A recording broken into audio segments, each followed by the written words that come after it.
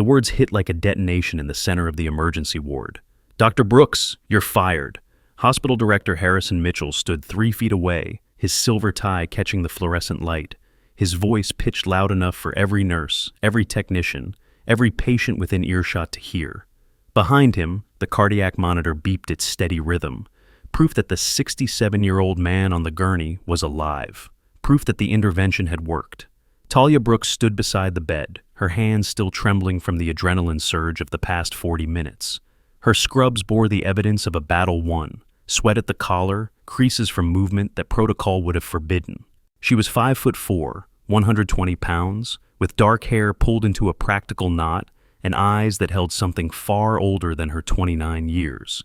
Mitchell's jaw was set in marble. "You violated 3 separate emergency protocols. You performed procedures outside your certification level. You put this hospital's liability insurance at catastrophic risk. The patient, leave, now." He raised one finger toward the exit. "Security will escort you if you argue." The cardiac monitor continued its testimony. 62 beats per minute, oxygen saturation 97%, blood pressure 118/76, numbers that meant a grandfather would see his grandchildren again. Talia pulled off her gloves, dropped them in the biohazard bin with movements that were precise despite the tremor in her fingers. She did not look at the patient, did not allow herself that comfort. She walked. The automatic doors whispered open, and the hallway swallowed her whole. Silence pressed from every direction. The particular silence of people who see you but choose not to. Nurses who had asked for her help on difficult cases now studied their tablets with sudden intensity. Residents she had mentored found fascinating details in the ceiling tiles. The squeak of her shoes on linoleum became unbearably loud. Talia kept her spine straight, kept her breathing even. 4 counts in, hold for 4. 4 counts out, hold for 4. A technique learned in places this hospital could not imagine. She passed the break room where Dr. Simmons had once called her the best instincts in this building. He was there now, visible through the window, stirring coffee with great concentration. He did not look up. She passed the nurse's station where Emily Chen had covered shifts for her during the weeks Talia worked doubles. Emily was nowhere to be seen. The automatic doors at the main exit slid apart, and Talia stepped into the afternoon sun. The parking lot stretched before her, rows of vehicles shimmering in the California heat. Her old Civic waited in its usual spot, 3rd row, under the dying oak that provided the only shade. She made it 12 steps before the sound reached her. Rotors, but not the familiar thump of the hospital's medevac helicopter. This was different, deeper, heavier, a bass note that vibrated in the chest cavity, the sound of military-grade turbines pushing through air with the authority of an entity that did not request permission. Talia stopped. Above the hospital's east wing, a shape materialized against the blue sky. Gray fuselage, no commercial markings. The distinctive silhouette of a Navy MH-60S Seahawk descending toward the rooftop helipad that St. Catharines maintained for emergencies. Except no emergency had been called, no coordination had been made. The helipad was supposed to be empty. Security guards burst from the main entrance, radios crackling with confused chatter. "Unauthorized landing on the roof," one shouted into his handset. "I repeat, we have an unauthorized military aircraft attempting to..." The Seahawk touched down. The rooftop shuddered, and in the parking lot, every person within 200 yards stopped whatever they were doing to stare upward at the impossible sight of the United States Navy arriving without invitation. Inside the hospital, Mitchell was already striding toward the stairwell that led to the roof, his entourage of administrators and legal counsel scrambling to keep pace. This was his domain, his building, his helipad. "Who authorized this?" he demanded into his phone. "Get me the FAA. Get me base command at North Island. Get me someone who can explain why I have a military helicopter on my roof without so much as a flight plan notification." The staff followed in a nervous cluster. Whatever humiliation Mitchell had planned for Dr. Brooks was momentarily forgotten, replaced by a larger, louder challenge to his authority. On the rooftop, the Seahawk's engines wound down to idle. The side door slid open and 4 figures emerged. 3 wore Navy security uniforms with sidearms visible at their hips. The 4th wore the working khakis of an officer, silver oak leaves gleaming on his collar. Commander Jake Rodriguez had spent 14 years in naval operations. the last 6 coordinating medical evacuations from combat zones and carrier groups. He was 38 years old, 6'1", with the economical movements of someone who had learned that hesitation cost lives. He surveyed the rooftop, the security guards approaching. The hospital administrator barreling through the access door, with righteous fury already forming on his lips. Jake checked his watch. They had less than 3 hours. "Commander!" Mitchell's voice preceded his arrival by a full second. "I don't know what kind of jurisdiction you think you have here, but this is a civilian medical facility. You cannot simply... I need Dr. Talia Brooks." Jake's voice cut through the bluster like a scalpel through gauze. "Now!" Mitchell stopped mid-stride. Behind him, 2 security guards collided with each other, trying not to run into their boss. "I'm sorry, who?" "Dr. Talia Brooks. She's on your medical staff. We need her immediately for an emergency requiring her specific expertise." Mitchell's base cycled through confusion, then recognition, then something that looked almost like satisfaction. Dr. Brooks is no longer employed by this hospital as of approximately 10 minutes ago. She was terminated for multiple protocol violations and reckless endangerment of patient safety. Jake's expression did not change. "Then unterminate her." "Excuse me?" "We have a critically injured service member aboard a carrier 180 nautical miles southwest of here. Our medical officer has reached the limits of what can be done with available resources. Dr. Brooks has experience that matches our requirements. We're here to bring her aboard."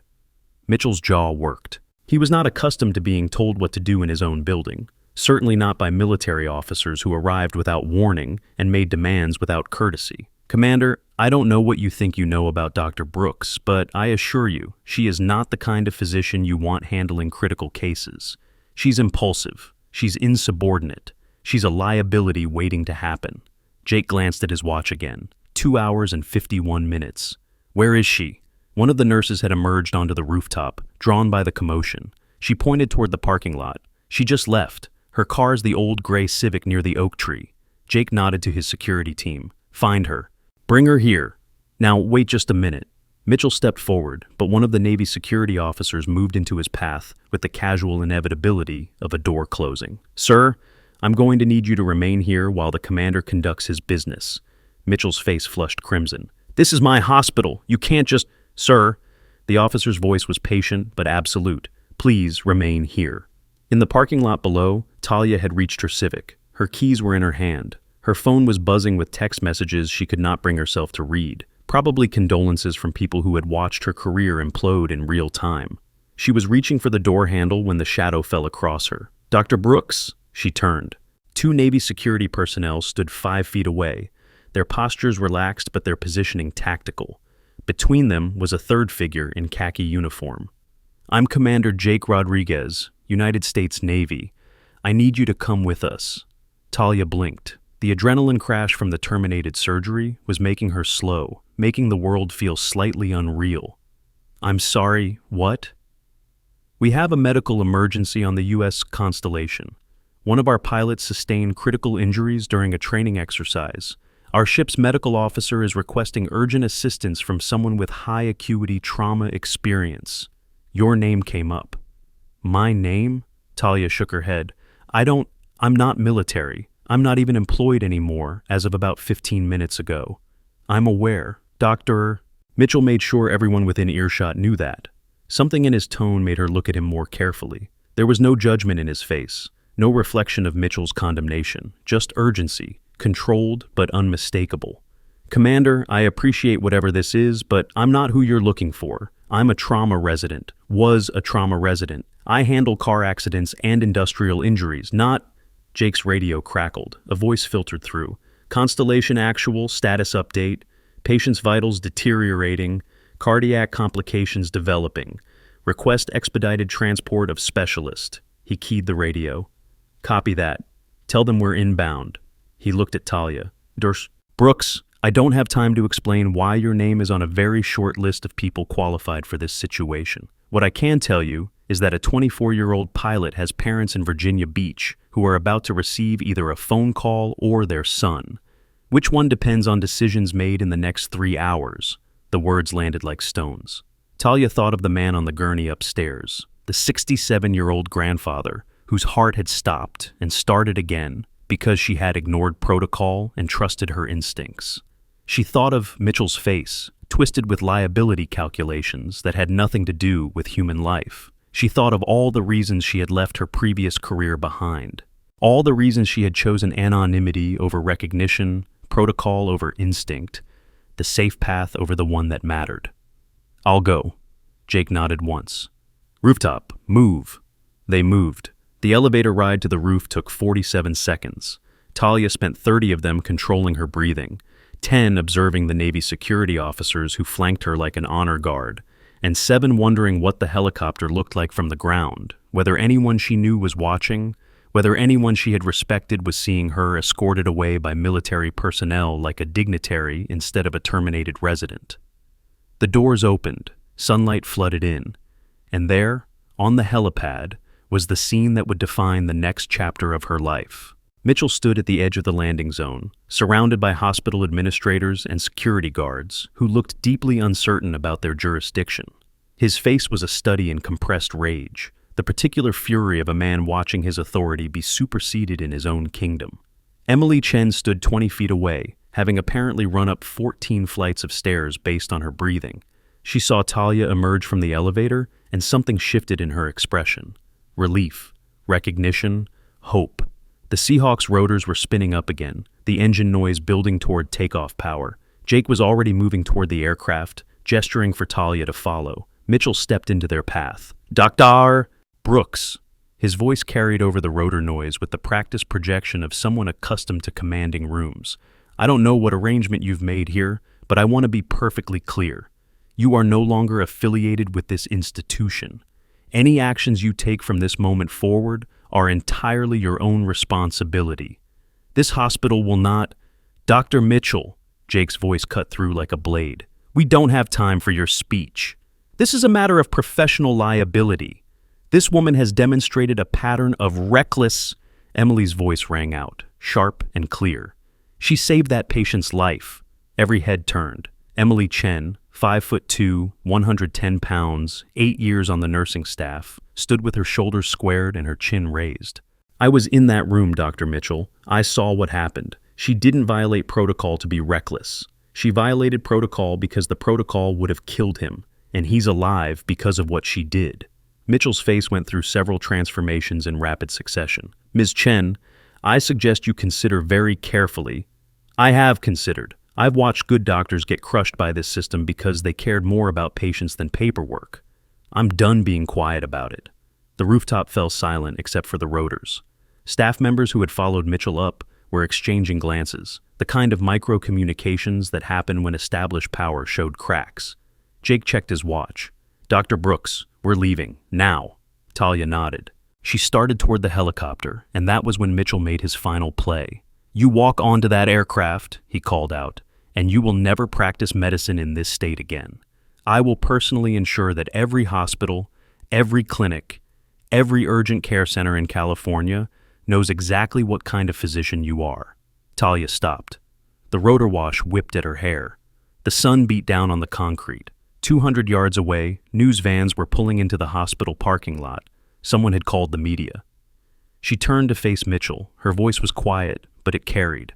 "I know exactly what kind of physician I am. So do you. That's why you fired me." She walked to the helicopter. Navy security cleared her path, not with force, but with presence. 2 officers took positions that effectively created a corridor from the elevator to the aircraft door. Hospital security watched, but did not intervene. The jurisdiction questions were too murky, the optics too strange. Jake was already at the Seahawks' door, hand extended. Talia grabbed it and swung herself aboard with a fluidity that made him pause. The movement was too natural, too practiced. Civilians hesitated at helicopter doorways. They fumbled for handholds. They waited for guidance. Dr. Talia Brooks had moved like someone who had done this hundreds of times. The door slid shut. The pilot throttled up. And the USS Constellation's newest medical consultant lifted into the California sky while Harrison Mitchell watched from below, his kingdom suddenly smaller than it had been 20 minutes ago. Inside the aircraft, Talia strapped into the jump seat across from Jake. The cabin was utilitarian, exposed ribs, secured equipment lockers, the smell of aviation fuel and salt air. Two medics occupied the rear seats, their faces carrying the particular tension of people waiting to receive a patient they weren't sure they could save. Jake keyed his headset. "We're airborne. ETA 1 hour 40 minutes. The radio crackled back. "Copy that. Be advised, patient status has shifted to critical. Cardiac event in progress. Doctor." Martinez is managing, but she's requesting all available support. Talia's hands moved before her conscious mind caught up.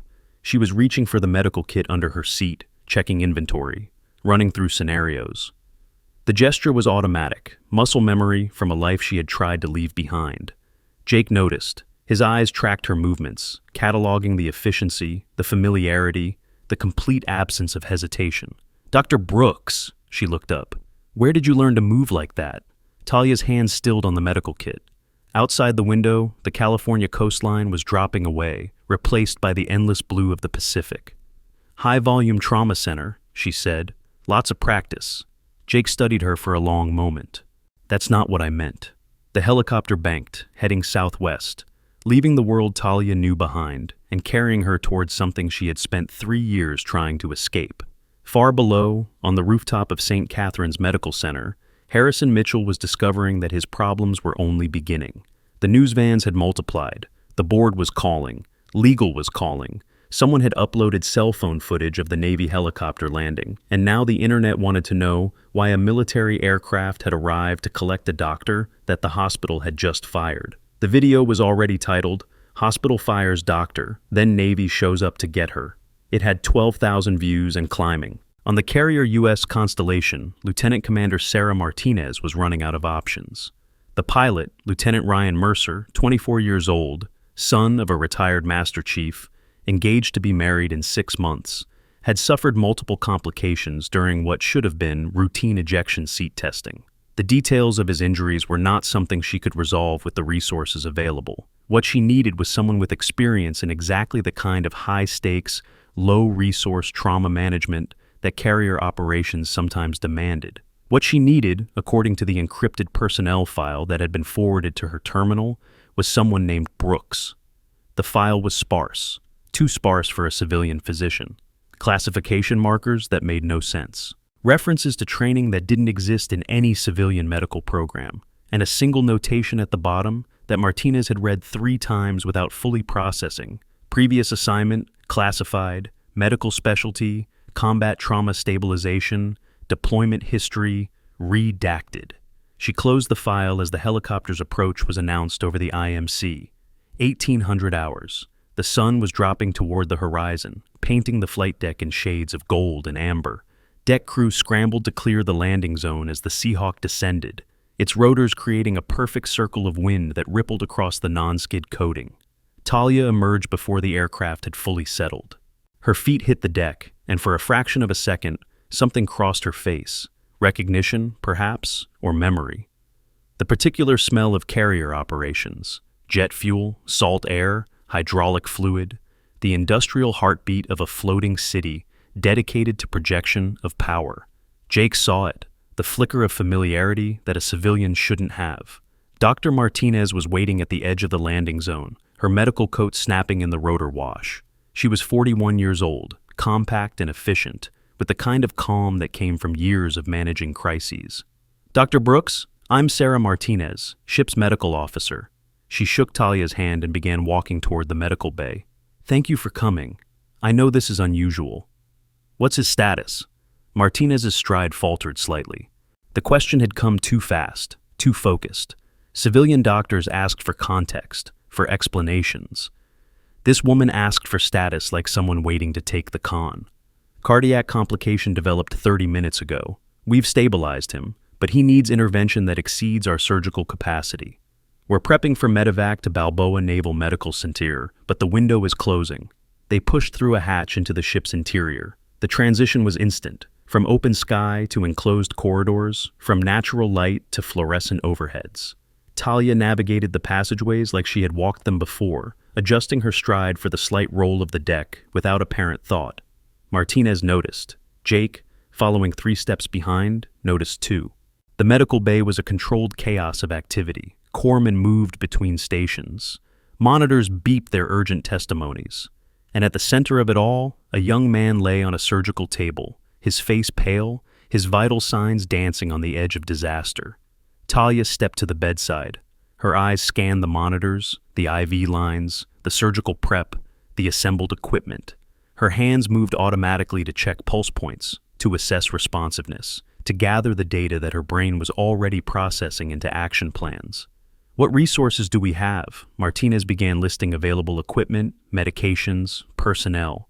Talia listened while her fingers worked, checking, confirming, adjusting. I need a cardiac tray. Beta blockers on standby. Someone get me clean imaging of the thoracic cavity. The orders came rapid fire, precise, delivered in a tone that invited no debate. Around the room, corpsmen exchanged glances. This didn't sound like a civilian consultant. This sounded like someone assuming command. Dr. Brooks, Martinez's voice was careful. We should discuss approach before. We don't have time to discuss. Talia's eyes never left the patient. He's got a window of maybe 20 minutes before this becomes irreversible. I need everyone focused on exactly what I tell them, when I tell them. She looked up then, meeting Martinez's eyes directly. I know this is your ship. I know I'm a stranger, but I've seen this before. I know what we need to do. And if we wait for committee approval, we're going to lose him. Silence stretched through the medical bay. The monitors continued their urgent chorus. The ship rolled gently beneath their feet. Martinez made her decision. You heard her. Move. The next 18 minutes were a masterclass in controlled urgency. Talia directed the operation with the kind of absolute focus that seemed to bend time around itself, accelerating when speed was critical, slowing when precision mattered. Her hands were steady, her voice was calm, her decisions came without hesitation. Chief Petty Officer Webb, a 30-year veteran who had seen more medical emergencies than most surgeons, watched from his position near the equipment locker. Something about the young doctor's stance was tugging at his memory. The way she held herself, the specific rhythm of her breathing, the unconscious economy of her movements. He had seen that stance before, in very specific places, among very specific people. At minute 17, the cardiac monitor's alarm shifted pitch, from warning to stable, from crisis to management. The room exhaled. Lieutenant Ryan Mercer was going to live. Talia stepped back from the table. Her hands were finally trembling, the post-emergency crash that all first responders know intimately. She stripped off her gloves and dropped them in the waste bin. He'll need proper surgical follow-up within 24 hours. The stabilization will hold, but there's underlying damage that requires a full facility. Martinez was staring at her. I've never seen anyone work that fast under these conditions. You have good people, good equipment. It was enough. It wasn't just enough. It was perfect. Martinez shook her head slowly. Dr. Brooks, I've been doing this for 15 years. What you just did wasn't civilian medicine. That was... She trailed off, unable to complete the sentence. Jake stepped forward. His face had shifted. Less urgency now, more calculation. The look of someone assembling puzzle pieces that were finally beginning to fit. Dr. Brooks, I'm going to ask you something directly, and I'd appreciate a direct answer. Talia met his eyes. The room had gone quiet again, but this was a different kind of silence, anticipatory, heavy with unasked questions. Who are you? Really? Before she could answer, the pilot on the table stirred. His eyes fluttered open, focusing with difficulty on the faces around him. His lips moved, forming words that everyone in the room heard clearly. Brooks, that name, I know that name. His voice was thin, weak, but certain. My dad talked about someone named Brooks. Saved his unit in... His eyes found Talia. And in that moment of narcotic-hazed recognition, he said the words that changed everything. You're the one. From the desert. You're really her. The medical bay became a vacuum. Every corpsman, every officer, every person in the room stood frozen in the particular stillness of a revelation unfolding. Chief Webb's voice was hoarse. Holy cow. That rhythm. That stance. I've only seen it in one place. His eyes were locked on Talia with something approaching awe. Combat medic training, the advanced program, the one they don't officially acknowledge exists. Talia closed her eyes. 3 years of anonymity. 3 years of being just another overworked resident in an overcrowded hospital. 3 years of deliberately forgetting the person she used to be, the things she used to do, the places she had been that showed up only as redacted lines in classified files. All of it, dissolving in a single moment of recognition from a pilot who shouldn't have known her name. "I was military," she said quietly. "Medical Corps, field operations. The details are classified, and I'd prefer they stay that way." Classified. Jake's voice was neutral, but his eyes were sharp. As in what level of classified? As in the kind where even asking gets you a conversation with someone without a sense of humor. Martinez stepped forward. "Dr. Brooks, if that's even your real name, I don't care what you were before today. What you did in this room just saved a life that we couldn't save. That's what matters." Talia opened her eyes. The young pilot was drifting back into sedated sleep, his vitals strong, his crisis past. "My name is Talia Brooks. That much is real. The rest..." She paused. "The rest is a long story that doesn't matter right now.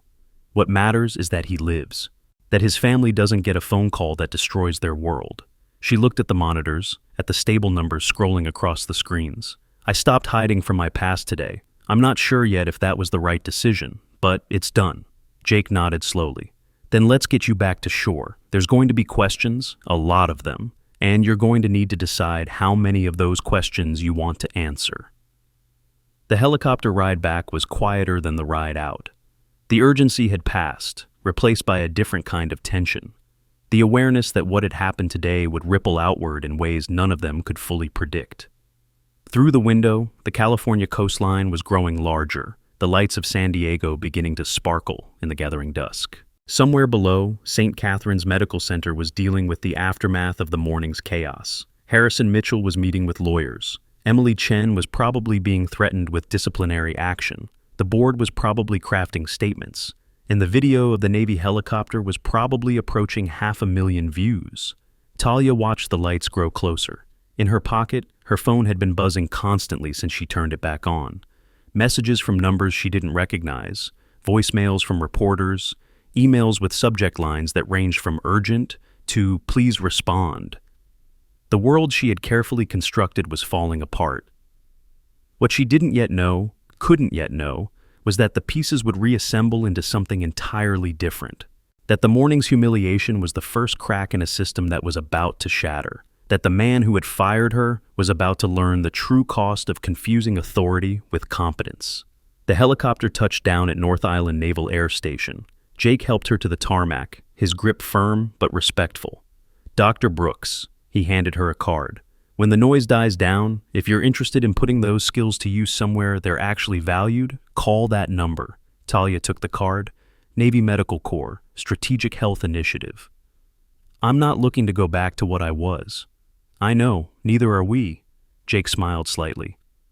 "Sometimes the best path forward isn't back to the old thing or deeper into the new thing. Sometimes it's something nobody's built yet." He stepped back. The helicopter's rotors were spinning up again, ready for the return flight to the carrier. "Whatever you decide, what you did today mattered. A young man is going home to his family because you were willing to step outside the lines. Don't let anyone make you forget that." The Seahawk lifted off, and Talia stood alone on the tarmac as the California night closed around her. Her phone buzzed again. She looked at the screen. The message was from Emily Chen. "The board just announced an emergency meeting. Mitchell's been called in for questioning. Something big is happening. Be careful." Talia looked up at the skies where the helicopter's lights were disappearing into the darkness. She wasn't sure what tomorrow would bring. Wasn't sure whether she would face it as the disgraced resident who had violated protocol, or the anonymous combat medic who had wanted nothing more than a normal life, or something else entirely. But she knew one thing with absolute certainty. She was done hiding. The drive back to St. Catherine's took 47 minutes through evening traffic.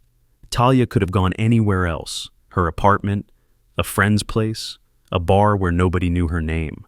Instead, she found herself pulling into the hospital parking lot at 8:32 p.m., drawn by a gravity she couldn't quite name. The media trucks had multiplied. 3 news vans now occupied the visitor parking area, their satellite dishes pointed skyward like mechanical flowers tracking an invisible sun. Reporters clustered near the main entrance, their camera lights creating pools of artificial day in the gathering darkness. Talia parked in the back lot, near the service entrance that staff used to avoid the public areas. She sat in her car for 3 full minutes, watching the chaos unfold through her windshield. Her phone buzzed. Another message from Emily. Side door, I'll let you in, trust me. She walked through shadows, keeping the bulk of the building between herself and the media circus. The service entrance was propped up open with a wedge of cardboard, Emily's doing, presumably. Talia slipped inside and found herself in the maintenance corridor that ran behind the cafeteria. Emily was waiting at the first junction, her face tight with controlled urgency. You need to see this. They moved through back passages that Talia had never used, past supply closets and electrical rooms, until they reached a door marked Administrative Wing, Authorized Personnel Only. Emily swiped her badge and pushed through. The corridor beyond was chaos and business casual. Hospital administrators hurried between offices, carrying tablets and folders. Legal counsel types clustered in doorways, speaking in hushed voices. The air crackled with the particular energy of an institution in crisis. Board meeting started an hour ago, Emily whispered. Mitchell's been in there the whole time. Word is the Navy filed a formal commendation for your actions on the carrier. Simultaneously, someone leaked the security footage from this morning. The whole confrontation on the roof. It's everywhere. Talia processed this. Leaked by who? Emily's expression flickered. Does it matter? The point is, the board can't pretend this didn't happen. They can't spin it. 500,000 people have watched their director publicly humiliate a doctor who was about to save a service member's life. They rounded a corner and nearly collided with a cluster of nurses gathered around someone's phone. The video was playing. Talia recognized the angle, the rooftop, Mitchell's gesticulating figure, her own small form walking toward the helicopter. One of the nurses looked up and saw her. The recognition was instant. Oh my God! Dr. Brooks! Every head and charm. Bedishugi. Azadi dedem gistern. Deceased car warned. The corridor fell silent. Talia stood frozen, uncertain whether she was about to be embraced or attacked. The politics of hospital hierarchies were complex, and she had just become the center of a controversy that threatened to topple the man who controlled everyone's careers. Then, unexpectedly, the nurse who had spoken began to clap, slow at first, hesitant. But others joined. The sound built and echoed through the administrative corridor, a scattered applause that carried something more profound than mere approval, recognition, validation, the particular gratitude of people who had watched injustice unfold and finally seen it challenged. The boardroom door opened. Harrison Mitchell emerged first, his face the color of old paper. Behind him came the hospital's legal counsel, board members, and a figure Talia didn't recognize. A woman in navy dress whites with captain's insignia on her shoulders. Mitchell saw Talia. For a moment, their eyes met across 30 feet of hospital corridor. Whatever he saw in her face made him look away first. The woman in navy whites approached with measured steps. She was perhaps 50, with silver-streaked hair and the kind of bearing that suggested decades of command experience. Dr. Brooks, I'm Captain Elena Torres, Navy Medical Corps. We need to talk. They found an empty conference room on the 3rd floor. Torres closed the door and gestured for Talia to sit. I'll be direct. What you did today on the Constellation has been formally documented and commended. Lieutenant Mercer is stable and en route to Balboa for follow-up surgery. His prognosis is excellent, largely because of your intervention. Talia nodded, but said nothing. I've also reviewed your service record, the real one. Torres' eyes held steady. I know who you were before you became Dr. Talia Brooks, civilian trauma resident. I know about the deployments that don't officially exist. I know about the commendations that were classified before the ink dried. The words landed in the silent room like stones in still water. I also know you walked away, left the service, changed your name, enrolled in medical school under a carefully constructed civilian identity. 3 years of pretending to be someone ordinary, someone without a past worth hiding. Talia's voice was quiet. I wanted a normal life. I understand that. What I don't understand is why you thought you could have one. Torres leaned forward. People like you, people with your particular combination of skills and experience, don't get to disappear. The world doesn't let you. Sooner or later, a situation arises that demands exactly what you can provide, and when it does, you either answer or you watch someone die. I answered. You did, and in doing so, you exposed yourself. Your cover identity is compromised. The media is digging. Within 72 hours, someone will connect Dr. Talia Brooks to the classified operations that shaped her. At that point, certain agencies will become very interested in having conversations with you about operational security. Talia felt the walls closing in. 3 years of careful construction, unraveling in a single day. So what happens now? Torres reached into her briefcase and withdrew a folder. That depends on what you want. Option 1, you disappear again. New identity, new location, new career. We have resources for that. You spend the rest of your life looking over your shoulder, wondering when the next crisis will force you out of hiding. She opened the folder. Inside was a single document with navy letterhead. Option 2, you stop running. You accept that your past and your present are the same person, and you put both of them to work in a way that matters. Talia looked at the document. The header read, Medical Bridge Initiative, Strategic Health Liaison Program. It's a pilot program, Torres continued. Joint Civilian-Military Medical Coordination. We need people who understand both worlds, who can operate in combat conditions but also navigate civilian healthcare systems. People who can train the next generation of trauma specialists, share knowledge across institutional boundaries, help build something better than what exists. You're offering me a job. I'm offering you a purpose, one that doesn't require you to hide who you are. Torres closed the folder. Take tonight to think about it, but understand, whatever you decide, you can't go back to being anonymous. That door closed the moment you stepped onto that helicopter.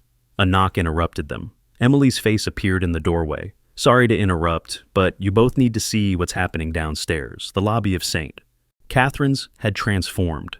What had been a standard hospital entrance was now crowded with staff members, nurses, technicians, orderlies, residents, even a few attending physicians. They stood in loose clusters, their attention focused on the administrative corridor where Mitchell had retreated after the board meeting. At the center of the gathering stood a family Talia didn't recognize.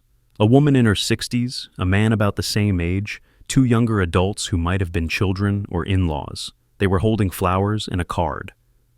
Emily touched Talia's arm. The Hendersons. Their father was your patient this morning, the one Mitchell fired you for saving.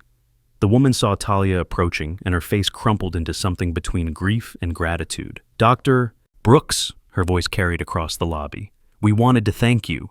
The doctors told us what happened. They told us that without what you did, my husband wouldn't have survived long enough for the full intervention. She pressed the flowers into Talia's hands. Mitchell said you were reckless, that you endangered him. But my husband is alive because you were willing to take a risk when no one else would. The lobby had gone quiet. Staff members who had spent the day avoiding eye contact with Talia were now watching openly. One of the younger family members stepped forward. We filed a formal complaint with the board about how you were treated, about how Mitchell prioritized liability over my grandfather's life. Mitchell chose that moment to reappear. He emerged from the administrative corridor flanked by hospital counsel, his face set in an expression of determined damage control. Whatever the board had said to him, he was clearly still trying to salvage something from the wreckage of the day. Then he saw the crowd, saw the Henderson family, saw Talia standing at the center of the lobby with flowers in her hands and staff members arranged around her like witnesses at a trial. He stopped walking. Dr. Mitchell, the elder Mrs. Henderson's voice cut through the silence. I want you to look at me. I want you to look at my family. And I want you to explain why you fired the woman who saved my husband's life. Mitchell's mouth opened, closed. His counsel leaned in to whisper something, but he waved them off. Mrs. Henderson, I understand you're emotional, but the situation is more complex than... Complex? The word came from somewhere in the gathered staff. Talia couldn't identify the speaker. It might have been a nurse, a resident, anyone. You called her reckless. You called her a liability. You made an example of her in front of the entire emergency department. I was following established protocols that would have killed my husband. Mr. Henderson Jr. stepped forward, his jaw tight. The doctors explained it to us. Your protocols created a delay that nearly cost him his life. She ignored those protocols because she understood that saving him mattered more than covering the hospital's legal exposure. Mitchell looked around the lobby, searching for support, finding none. Even his counsel seemed to be calculating the optics of continued defense. Captain Torres emerged from the elevator, her navy whites drawing immediate attention. She assessed the scene with the quick efficiency of someone accustomed to reading tactical situations. Dr. Mitchell, her voice carried command authority that civilian hierarchies couldn't match. I've just concluded a conversation with your board of directors regarding today's events. They've asked me to convey their preliminary findings. Every eye in the lobby fixed on her. The Navy has formally documented Dr. Brooks's actions aboard the USS Constellation. Her intervention directly saved the life of Lieutenant Ryan Mercer. Our medical officer's report indicates that without her specific expertise, the outcome would likely have been fatal. She paused, letting that settle. We've also reviewed the circumstances of her termination from this hospital. The timing, the public nature of the dismissal, and the stated rationale raised significant concerns about institutional priorities. Mitchell's face had gone from pale to gray. Captain, I appreciate the Navy's interest, but this is an internal hospital matter. It became a Navy matter when your actions nearly prevented our service member from receiving necessary care. If Dr. Brooks had been 10 minutes slower leaving this building, if your security team had delayed her further, Lieutenant Mercer would be dead. The word hung in the air like a verdict.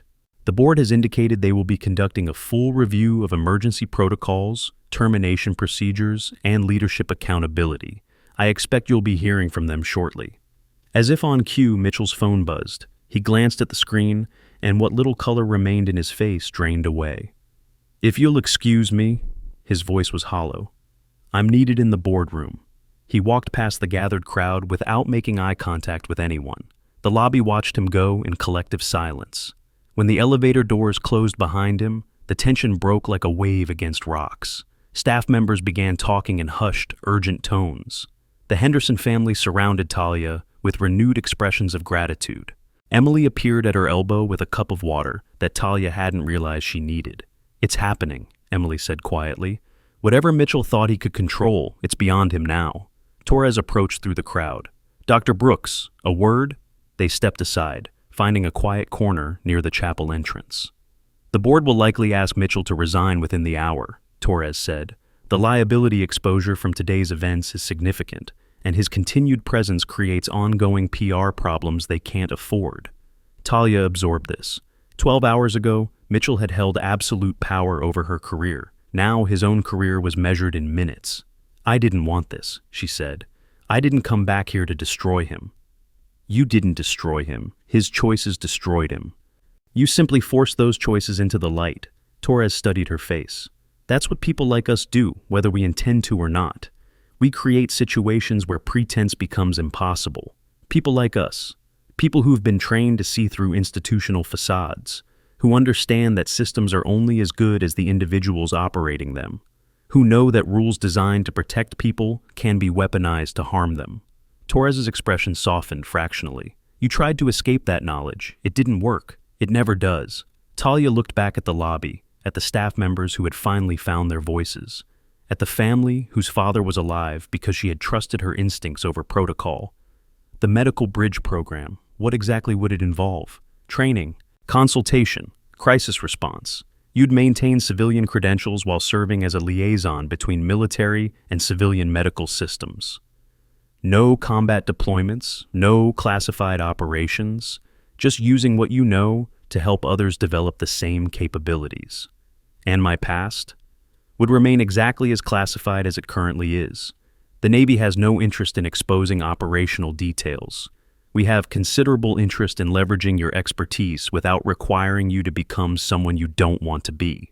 A commotion near the elevators drew their attention. Mitchell was emerging again, but his posture had changed completely. His shoulders slumped. His steps were uncertain.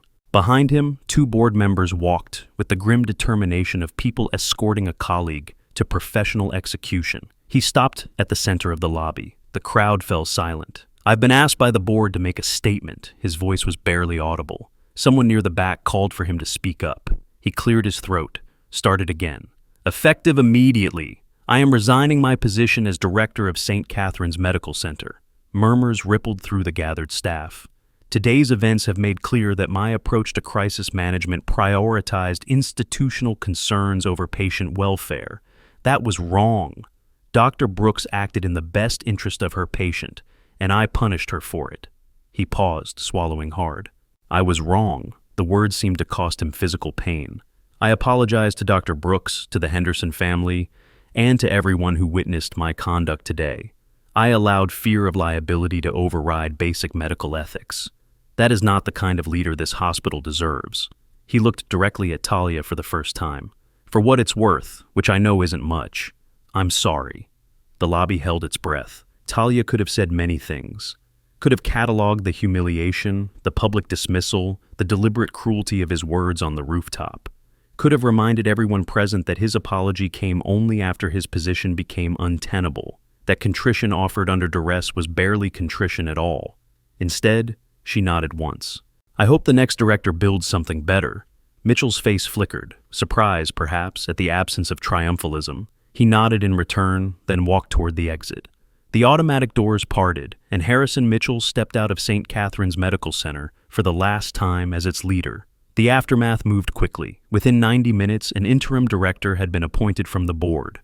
Within 3 hours, a press release had been drafted acknowledging leadership transitions and ongoing reviews of emergency protocols.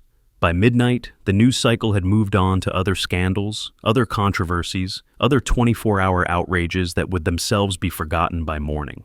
Talia spent most of that time in a small conference room with Torres, Emily, and a rotating cast of board members who seemed genuinely interested in understanding what had gone wrong and how to prevent it from happening again. She answered their questions carefully, described the morning's crisis, the patient's deterioration, the decision tree that had led her to act outside protocol, explained, without revealing classified details, that her background included experience with high-stakes medical decision-making under suboptimal conditions. The board listened, took notes, asked follow-up questions that suggested they were actually hearing her rather than simply building a legal defense file. At 1:45 a.m., Emily brought coffee and the news that Lieutenant Mercer's surgery at Balboa had been successful. His parents are flying in from Virginia Beach, she said. They want to meet you. Talia wrapped her hands around the coffee cup, absorbing its warmth. I was just doing my job. No. Emily sat down across from her. You were doing more than your job. That's kind of the point. Torres entered with fresh documentation. The board has a proposal. They'd like you to consult on protocol reform, specifically around emergency decision-making authority. Paid position, flexible hours, no requirement to resume clinical duties if you're not ready. They want me back, after everything? They want your expertise. There's a difference. Torres set the papers on the table. What happened today exposed systemic failures that go beyond one director's poor judgment. The protocols that Mitchell used to justify firing you, they exist across dozens of hospitals. They were designed by lawyers to minimize liability, not by clinicians to maximize patient outcomes. Talia scanned the proposal. It was genuine, detailed, thoughtful, clearly drafted by people who understood the complexity of what they were asking. This and the Navy program, are they compatible? We designed them to be. Torres allowed herself a small smile. The Medical Bridge Initiative is specifically intended to create these kinds of partnerships. You'd be a pilot case, literally building the model that others will follow. The sun rose over San Diego at 6:47 a.m. Talia watched it from the hospital's rooftop garden, a small patch of green that administration had installed years ago for staff stress relief. The helicopters were gone. The media trucks had dispersed. The building below was transitioning from night shift to day shift, with the particular rhythm of institutions that never truly sleep. Her phone buzzed, a message from Commander Rodriguez. Mercer awake, asking for you. Family would like to meet if you're willing. She typed back, on my way.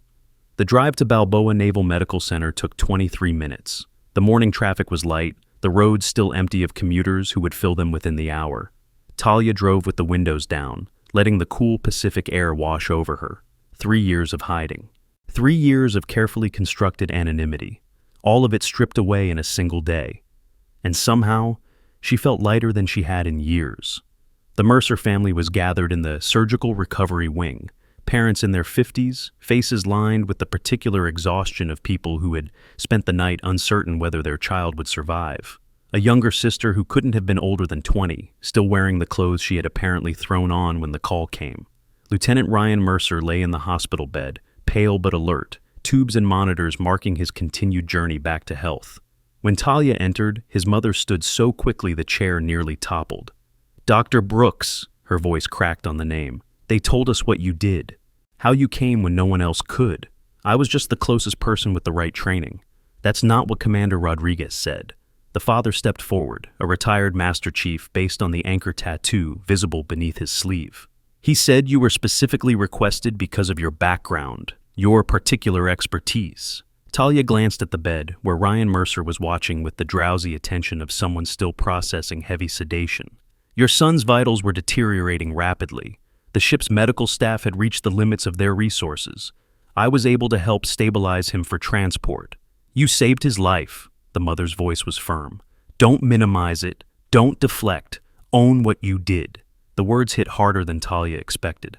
3 years of learned modesty, of deliberate self-effacement, of training herself to be ordinary, all of it resisting the simple act of accepting credit.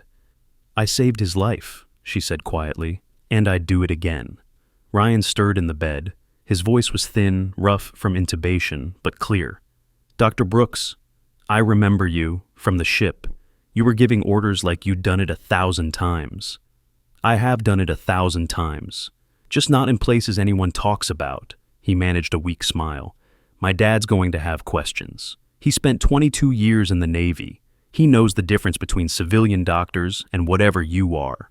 Talia looked at the father, who was studying her with the sharp assessment of someone who had indeed spent decades learning to read people. Master Chief Mercer, Dr. Brooks. His tone was careful. My son says you moved like someone who has been in bad places. Said you didn't hesitate, didn't second guess, just acted. He paused. That's not medical school training.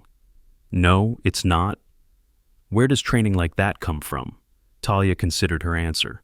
3 years ago, she would have deflected, would have offered some vague explanation about high-volume emergency rooms and stressful rotations. But that version of herself had died on a hospital rooftop, watching her career dissolve while military helicopters descended from clear blue sky. It comes from places where hesitation kills people, where resources are limited and time is shorter, and you learn to make decisions without the luxury of second opinions. She met his eyes directly. I spent 6 years in situations like that before I decided I wanted something quieter.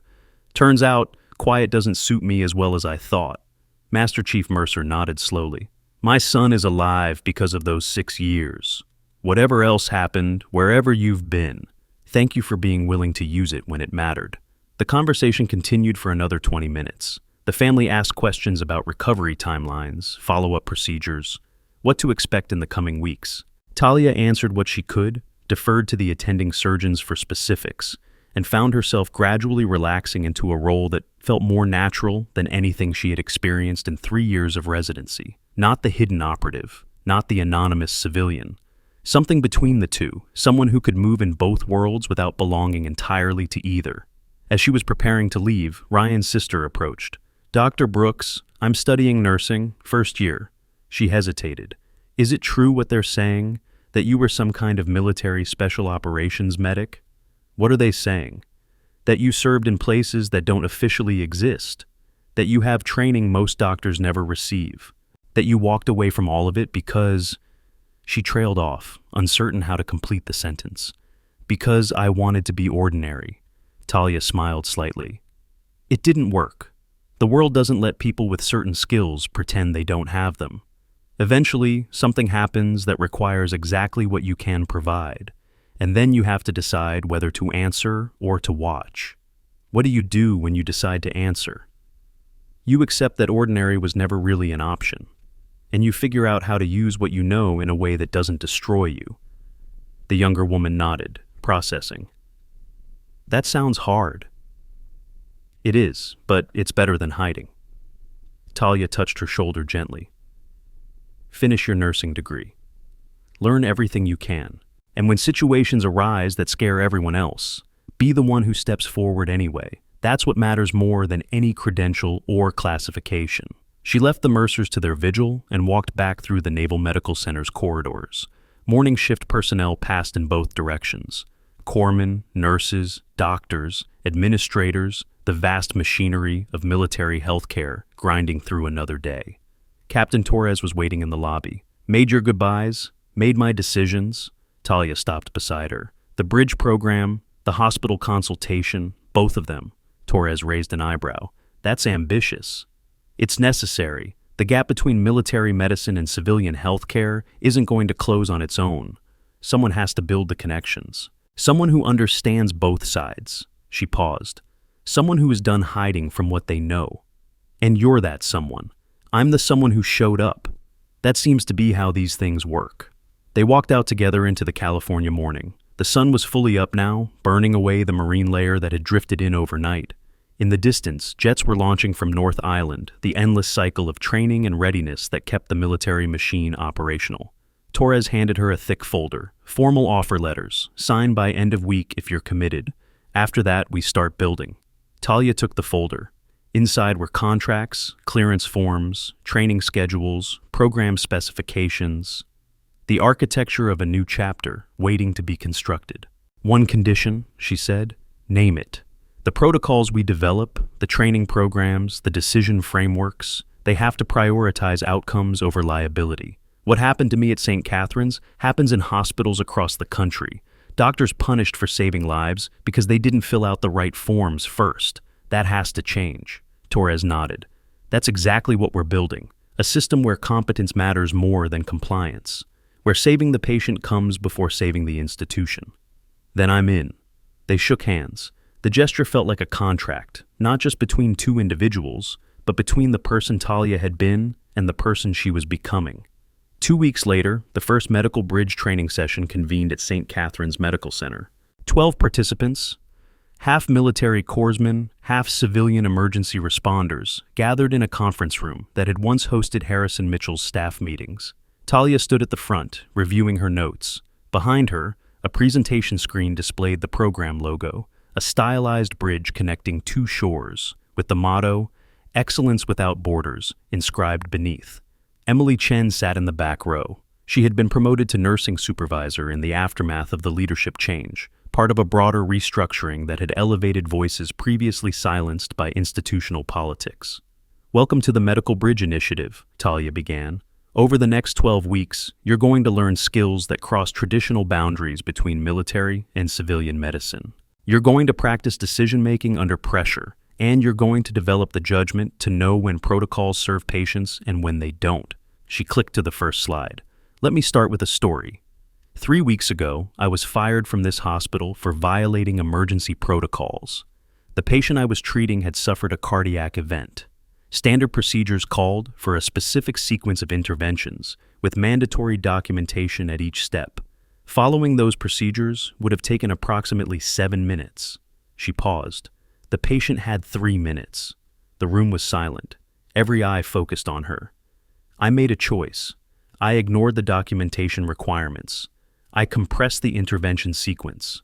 I prioritized the patient's physiology over the hospital's paperwork. And when the crisis passed and the patient survived, I was terminated for reckless disregard of established protocols. She clicked to the next slide, a photograph of the Seahawk helicopter on the hospital rooftop. 4 hours later, a Navy helicopter landed on this building's roof. They needed someone with specific trauma experience for a critically injured service member. The hospital director, who had just fired me, tried to prevent me from responding. He failed. Another slide. Lieutenant Mercer, recovering in his hospital bed, flanked by his grateful family. That service member is alive today because I was willing to prioritize capability over credential, because I trusted what I knew more than I feared the consequences of acting on it. She set down the remote. This program exists because that choice shouldn't be exceptional. It shouldn't require ignoring institutional pressure or risking career consequences. The systems we build should support clinicians who prioritize patients, not punish them. A hand went up. One of the military corpsmen. Ma'am, how do we know when breaking protocol is justified? There have to be rules for a reason. There absolutely are. Protocols exist because they work in most situations. They standardize care, reduce errors, protect both patients and providers. Talia walked toward the questioner.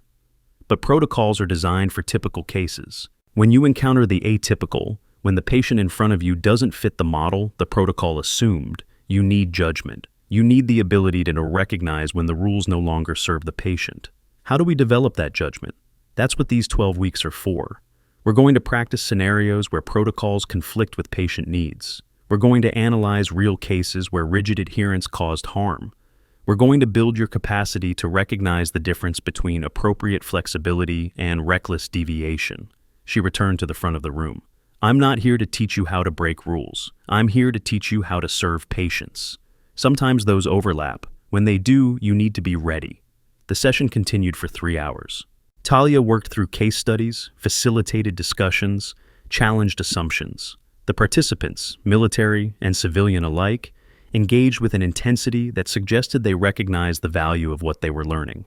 After the formal session ended, Emily approached. That was impressive. It was terrifying.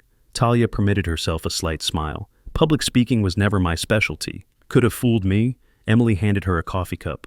The board finalized the protocol revisions this morning. Emergency decision authority has been expanded. Documentation requirements have been restructured to follow intervention rather than preceding it. That's progress. It's your progress. None of this happens without you being willing to stand up when everyone else was looking away. Talia sipped the coffee. Through the conference room windows, she could see the hospital campus stretching toward the horizon. Buildings, parking lots, the helipad where everything had changed. 3 years ago, I came to this hospital because I wanted to disappear. I wanted to be nobody. Just another resident. Working shifts, following protocols, invisible. What changed? I realized that invisibility was just another form of hiding. And hiding doesn't actually protect you. It just delays the moment when you have to choose who you really are. Emily nodded slowly. Who are you then, really? Talia considered the question. It was the same question Commander Rodriguez had asked on the carrier, the same question Torres had asked in the conference room, the same question she had been avoiding for 3 years.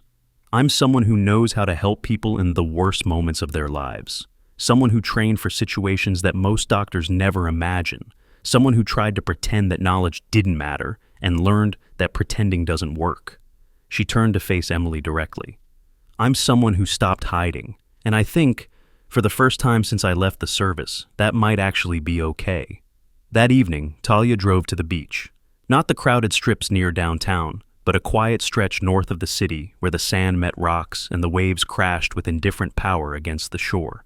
She sat on a boulder, watching the sunset paint the Pacific in shades of amber and rose. 3 weeks since the helicopter landing. 3 weeks since Harrison Mitchell had demanded her badge and discovered that badges meant less than capability. 3 weeks since she had decided to stop running from the person she used to be. The medical bridge program was underway. The hospital protocols were changing. Lieutenant Mercer was expected to return to flight status within 6 months. The system was bending, slowly, towards something better. But Talia knew, with the bone-deep certainty of someone who had seen how institutions really worked, that this was just the beginning. Other hospitals still punished doctors for prioritizing patients over paperwork. Other directors still valued liability reduction over life preservation. Other clinicians still faced impossible choices between career security and medical conscience. Changing one hospital wasn't enough. Changing one program wasn't enough. What was needed was a fundamental shift in how medical institutions understood their purpose. A recognition that protocols were tools, not gods. That expertise mattered more than credentials. That the person willing to take risks for their patient was more valuable than the person who followed every rule while watching their patient die. Building that shift would take years, maybe decades. It would require people willing to stand up when standing up cost something, willing to speak when silence was safer, willing to sacrifice comfort for conscience. It would require people like her. And that, Talia realized, was exactly why she couldn't go back to hiding. Not because the world wouldn't let her, though it wouldn't, but because she didn't want to anymore. The skills she had developed in classified operations weren't meant to be buried. The knowledge she had gained in places that didn't officially exist wasn't meant to gather dust in her memory. The person she had become through years of training and deployment and survival, that person had value, had purpose. Denying that value didn't make it disappear. It just wasted it. Her phone buzzed, a message from Torres. Navy Medical sending delegation next week. They want to observe the bridge program, potentially replicate nationwide. Talia typed back. Tell them to bring notebooks. We're building something worth copying. She stood, brushing sand from her jeans. The sun had fully set now, leaving only the afterglow of departed light on the western horizon. Stars were emerging, pinpricks of ancient radiance punching through the darkening sky. Somewhere out on the Pacific, carriers were steaming through the darkness. Pilots were flying missions. Corpsmen were treating injuries with limited resources and unlimited dedication. The vast machinery of national defense grinding forward, 24 hours a day, every day. And somewhere in that machinery, there was now a bridge a connection between the military world she had left and the civilian world she had tried to join, a pathway for knowledge to flow, for expertise to transfer, for the lessons learned in classified operations to benefit people who would never know where those lessons came from. She had built that bridge, not alone, never alone, but with her hands and her choices and her willingness to step forward when stepping forward was dangerous. The hospital director had fired her to make an example. The Navy had cleared the roof and walked her aboard to save a life. And the world had watched and drawn its own conclusions about who was right. Talia drove home through the quiet streets, thinking about the training sessions ahead, the protocols still being written, the relationships still being built. Tomorrow would bring new challenges, new opportunities to fail, new chances to make a difference that mattered. She was ready, not because she was unafraid. Fear was a constant companion, as familiar as her own heartbeat, but because she had finally accepted that fear wasn't a reason to hide. It was a signal that something important was happening, something worth doing. The last 3 years had taught her how to be invisible. The last 3 weeks had taught her why she never should have tried. As she pulled into her apartment complex, her phone buzzed one final time. A text from an unknown number. "Dr. Brooks, you don't know me, but I'm a resident at Metro General in Phoenix. Saw the video of what happened at St. Catherine's. Been facing similar pressures here. Would it be possible to talk? I think I need to hear how you decided to stop hiding." Talia smiled. She typed back, "Call me tomorrow. Happy to talk. And remember, the moment you decide to stop hiding is the moment everything changes." She turned off her phone, walked into her apartment, and slept better than she had in 3 years. The work was just beginning. But for the first time since she had left the service, she knew exactly who she was. And that person had never been meant to stay invisible.